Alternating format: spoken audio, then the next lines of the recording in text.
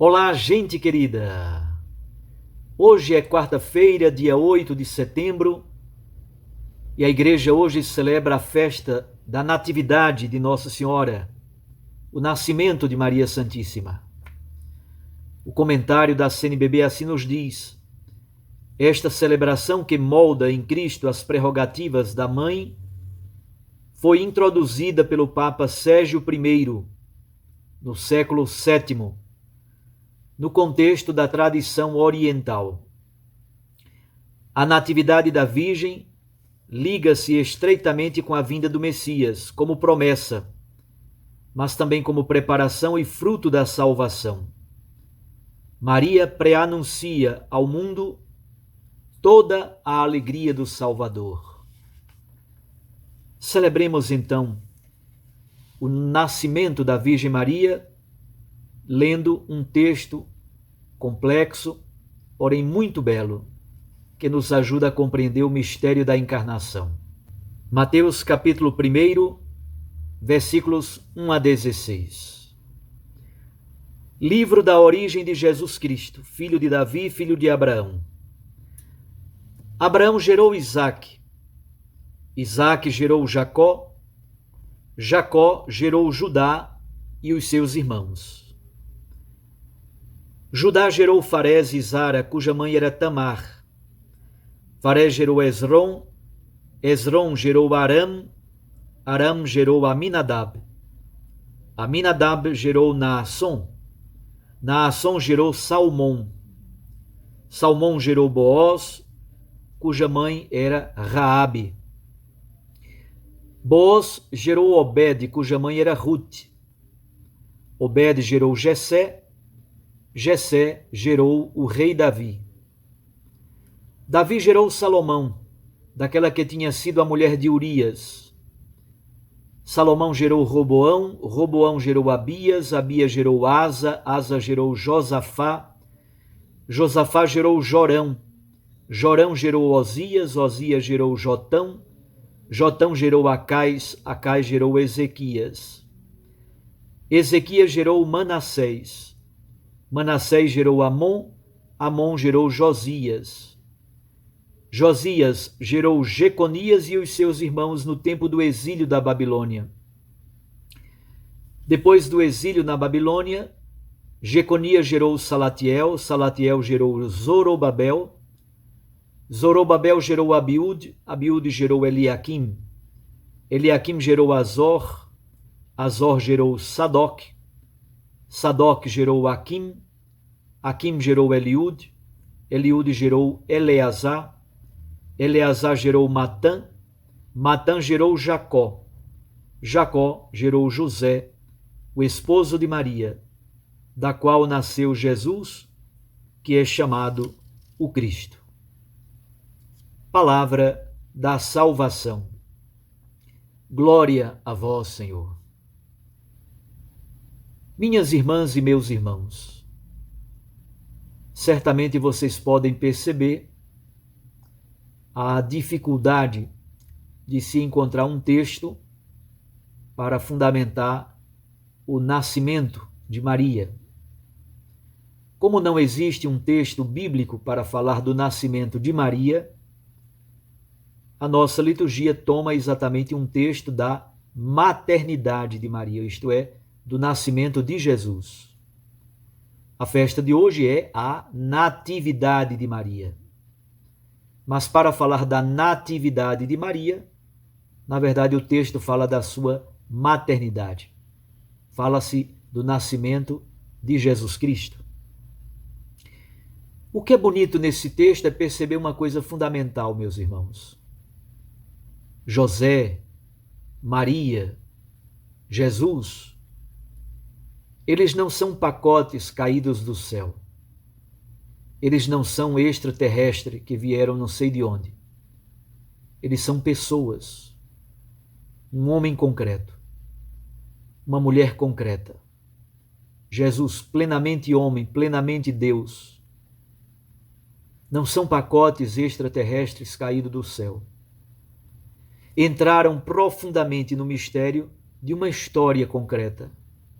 Assumiram essa história E como dizem os padres da Igreja, Jesus Cristo assume essa história tão marcada pela ambiguidade para salvá-la, para redimi-la. O Evangelho de Mateus, como vocês perceberam, ele conta a história do nascimento de Jesus a partir das muitas gerações, de uma genealogia. Parece somente uma lista infindável de nomes, mas não é. É um modo de dizer que Jesus assume plenamente a história do seu povo. Maria assume plenamente a história do seu povo. Mateus organiza a genealogia a partir de 3 critérios: Abraão, Davi e o exílio da Babilônia. São estas 3 balizas fundamentais que o evangelista Mateus toma para organizar a sua genealogia. Abraão como símbolo dos patriarcas, dos nossos pais e mães na fé. Davi, por meio de Davi, Jesus se une exatamente à família messiânica. Ele é o Messias provindo da tradição do clã de Davi, e ele guarda essa tradição do rei pastor bom, pacífico e manso. Depois, uma experiência muito dolorosa na história do povo de Deus é o exílio da Babilônia. Bonito também é o versículo 16. Jacó gerou José, o esposo de Maria, da qual nasceu Jesus, que é chamado Cristo. No último segundo, a genealogia de Jesus passa de José para Maria. Jacó gerou José, vírgula, o esposo de Maria, da qual nasceu Jesus Cristo. José é plenamente pai de Jesus, porque é pai adotivo, é pai legal. José assume a paternidade de Jesus, mas não é pai biológico, porque o que acontece no seio virginal de Maria Santíssima é obra do Espírito. Jesus nasce de Maria, por obra plena de Deus. É por isso que, em vista dos méritos do nascimento de Jesus, o Filho de Deus, Deus preparou Maria desde o seio de sua mãe, Ana. Existe uma obra que é um evangelho apócrifo, chamado Proto-Evangelho de Tiago. Ali, no capítulo 1, se narra como Joaquim era um homem muito rico, muito piedoso, sempre apresentava sacrifícios a Deus, oferendas, ia ao templo com muita frequência, um homem de profunda oração, mas vivia muito envergonhado, porque não tinha filhos. Era a grande vergonha de Joaquim. O 2º capítulo do Evangelho Apócrifo de Tiago fala exatamente das dores de Ana, sua esposa. Ela imaginava que iria sempre chorar, um dia chorar a sua viuvez, por ocasião da morte de Joaquim, no futuro, mas iria chorar também a sua esterilidade. Ela não tinha filhos. E por isso, ela se entristeceu tanto que tomou vestes de luto, tomou vestes de tristeza, de pranto, de dor e de luto, por causa da sua esterilidade, porque ela não podia ter filhos. No capítulo 4 do Evangelho Apócrifo de Tiago, aparece exatamente a grande, a feliz e esperançosa notícia. Ana recebe de um anjo a notícia de que ela vai conceber e vai gerar em seu seio um filho, na verdade, uma filha. O capítulo 5 do Evangelho Apócrifo de Tiago, o proto-evangelho, é exatamente o nascimento da criança e o nome que ela recebe. Ela se chamou Maria. Os pais de Maria, Joaquim e Ana, haviam feito um voto, uma promessa com o Senhor. Se eles tivessem um filho, este filho seria consagrado, seria apresentado e consagrado no templo de Deus. E assim o fizeram. No capítulo 7 do proto-evangelho apócrifo de Tiago, com 3 anos de idade, Maria Santíssima é apresentada ao templo de Jerusalém e ela permanece protegida, conservada, consagrada no templo de Jerusalém. Maria, então, capítulo 8, morava no templo do Senhor e era considerada como uma pombinha de Deus, pura, virgem e consagrada plenamente ao Senhor nosso Deus. No capítulo 8, Maria faz 12 anos, e 12 anos é a idade núbio em Israel, é a idade de casamento. Por isso, no capítulo 9 do proto-evangelho de Tiago, Maria é confiada a José. José, um homem justo, piedoso e santo, recebe a incumbência. Ele já é maduro, segundo o proto-evangelho de Tiago, ele já é maduro, ele já é adulto, e ele recebe por sorteio, ele é escolhido, ele é eleito para cuidar da Virgem Maria em sua casa, se torna guardião de Maria Santíssima.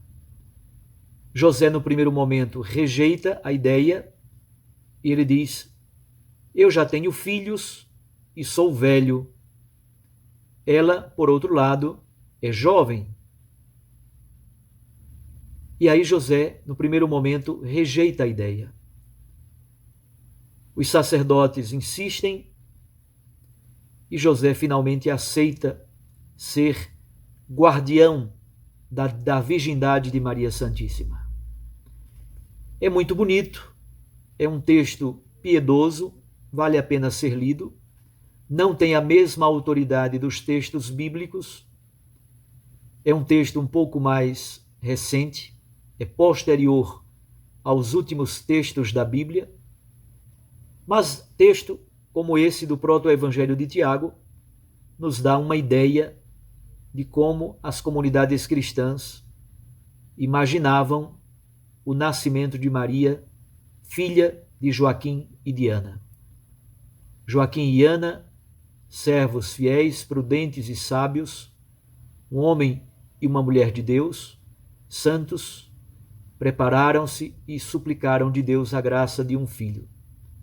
E Deus lhe deu a graça do nascimento desta flor, Maria Santíssima, a mãe de Jesus Cristo, e como Jesus a entregou como nossa mãe no alto da cruz, quando Jesus diz para João, o discípulo amado, filho, eis aí a tua mãe, ele está dizendo esta frase para todos nós: eis a nossa mãe.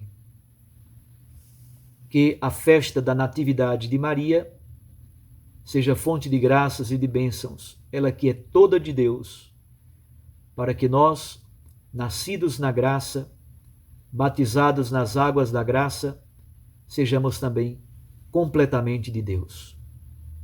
Um abraço a você, até amanhã, se Deus nos permitir. Fique com Deus e com sua Mãe Maria Santíssima. Recorde que a palavra aquece o coração e a Eucaristia nos lança para a missão. Na humanidade de Maria, a nossa humanidade seja toda de Deus. Eu os abençoo, em nome do Pai, e do Filho, e do Espírito Santo. Amém.